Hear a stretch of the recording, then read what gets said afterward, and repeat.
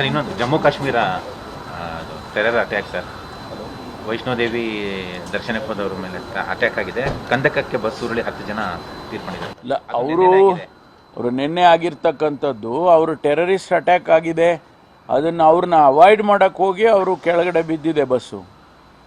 ಇಲ್ಲದೆ ಹೋದರೆ ಬಹುಶಃ ಟೆರರಿಸ್ಟ್ಗಳು ಅವ್ರ ಮೇಲೆ ಫೈರ್ ಮಾಡ್ತಿದ್ರು ಅಥವಾ ಸಾಯಿಸ್ತಾ ಇದ್ರು, ಏನು ಗೊತ್ತಿಲ್ಲ. ಆದರೆ ಅದನ್ನು ಅವ್ರನ್ನ ಅವಾಯ್ಡ್ ಮಾಡೋದಕ್ಕೆ ಹೋಗಿ ಬಸ್ಸು ಕೆಳಗಡೆ ಬಿದ್ದು ಸತ್ತಿದ್ದಾರೆ. ಇದು ದುರದೃಷ್ಟಕರ.